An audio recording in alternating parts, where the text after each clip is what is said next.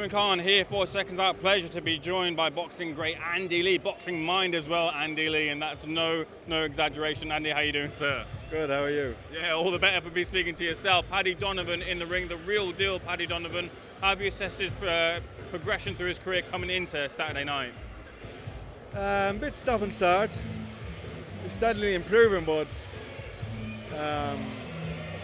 been a bit inconsistent with the fights. But this is a breakout fight for him.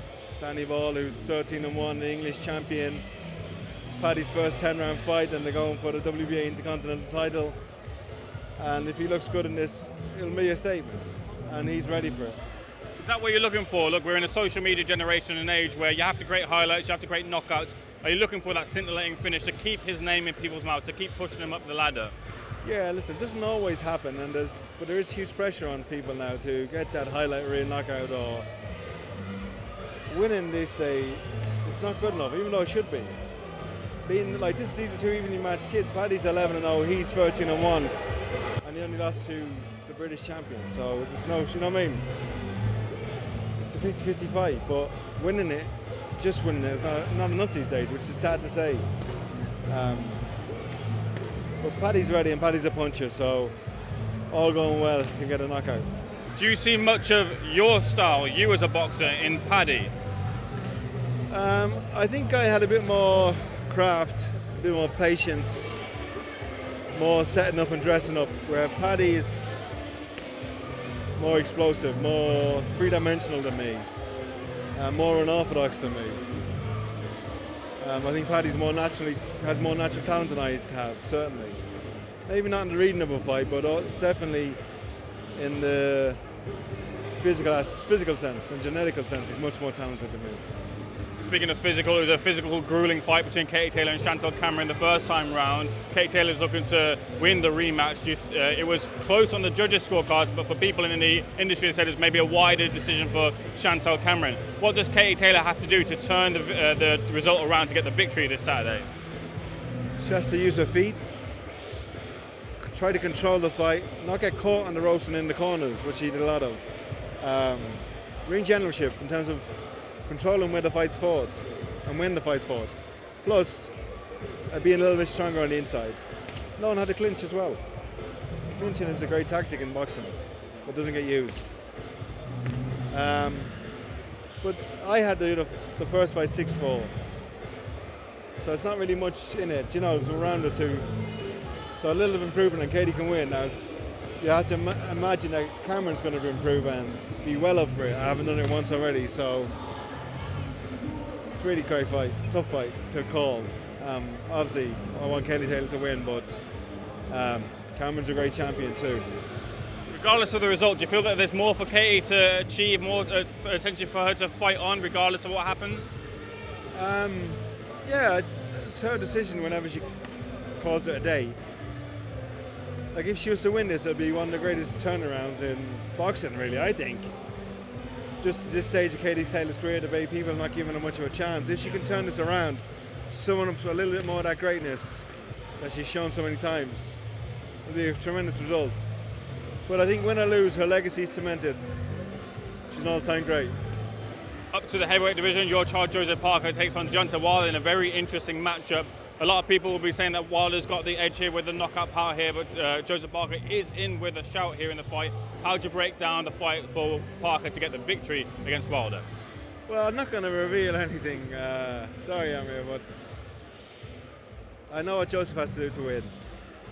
You're in with Deontay Wilder, yes. The biggest puncher. What do they say? What's the stat? 40 years or, you know. We know what he is. I know what Joe has to do, and Joe knows what he has to do. Just about doing it. Have you seen the improvements in him under his time with Malik Scott? Has he become more of a boxer? Has he become more of a skilled boxer than someone that just has the right hand to land? It's hard to know because it's only been the Fury fight and this one round with Helenius. It's hard to know what difference has been made. Is this a fight where you feel that Joseph Parker will have to be on the front foot in a similar sort of way that Fury did? Can you take a lot from those game plans, or does Joseph Parker just have to do things his own way, the Andy Lee way? Joseph will do things his way. Moving on, just get your thoughts on a couple of things. Tyson Fury versus Francis Ngannou happened. A lot of people don't know how to digest that fight with a knockdown there and Tyson Fury getting the victory. What was your conclusions from that fight with Francis Ngannou? It was good, perfect preparation for Tyson. Good 10 rounds against a good strong man. Good preparation for him. Yeah, he'll be ready. He'll be sharper now for his next fight.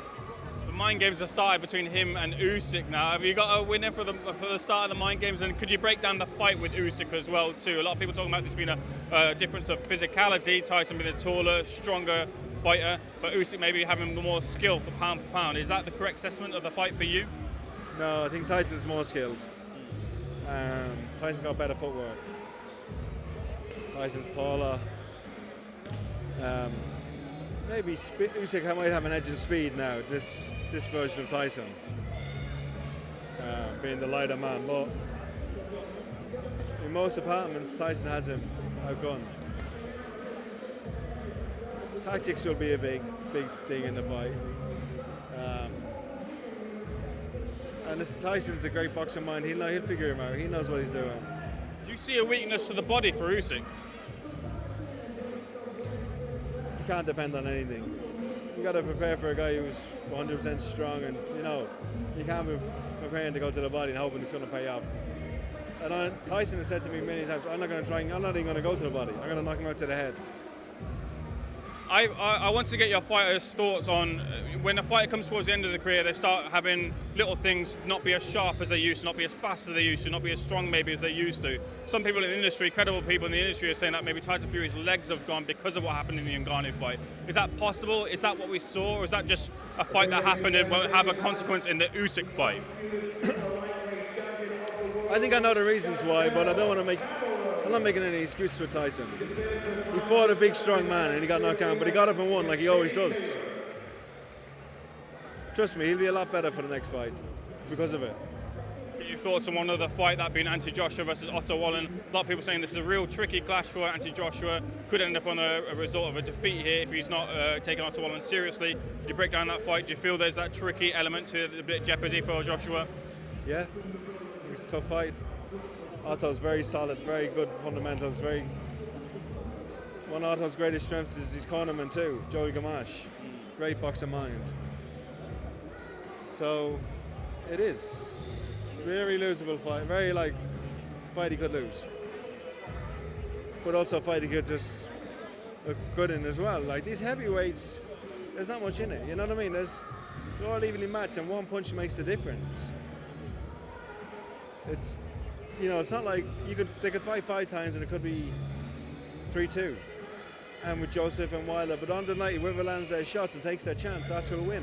That's heavyweight boxing. They're wearing tiny gloves, and all of them can punch so hard. You see him being improved as a boxer. He's trying to move away from being a destructive force and going box more, box his way to victories. Against Otto Wallen, who's also a very accomplished boxer. Have you seen those improvements for Anthony Joshua being more of in a boxing sense? Yeah, I don't know. I can't assume to know what anything he's trying to do. He knows. I could see improvements with Derek James, though. Right. I could see improvements with Derek James. The things he was trying to do, stepping to his right and coming off the angle. But it takes a long time to have an impact as a coach. It really, really does. It takes a long time. So all this chopping and changing, I'm not sure if that's a good idea, but if you're looking to take something from everybody and try to implement it, but you have to be very strong in your own identity. I don't know, it's difficult thing to change trainers, I think. It takes a long time to change and really gel.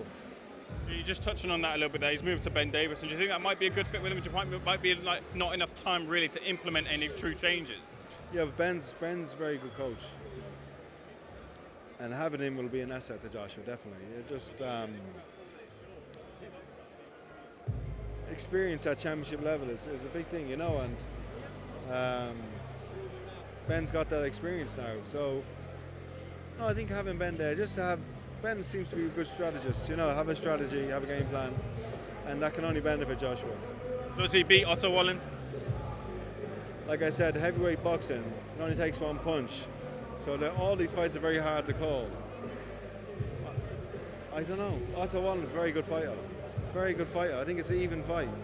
a very even fight on the form. Otto Wallen's coming off a lot of activity. Just beat Gassiev in a 12-round fight. He probably won 10 of the 12 rounds in Turkey, in the home backyard of the guy. Full of confidence. As I said, great man in his corner. A good basic amateur background as well. Joshua's probably got a lot of questions, you know, changing trainer.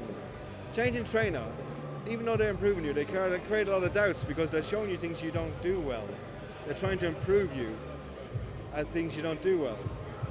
It's not about highlighting your strengths. It's about trying to strengthen your weaknesses. And in doing that, you create doubts in the fighter. So, yeah, it's a 50-50 fight, as is Joe and Wilder. You favour Joshua, and probably people are favouring Wilder, but I have a different idea, and so does Joey Gamache. Andy, always a pleasure picking your brain. Great conversation. Thanks for speaking to SecondsOut, sir. Thanks. Good.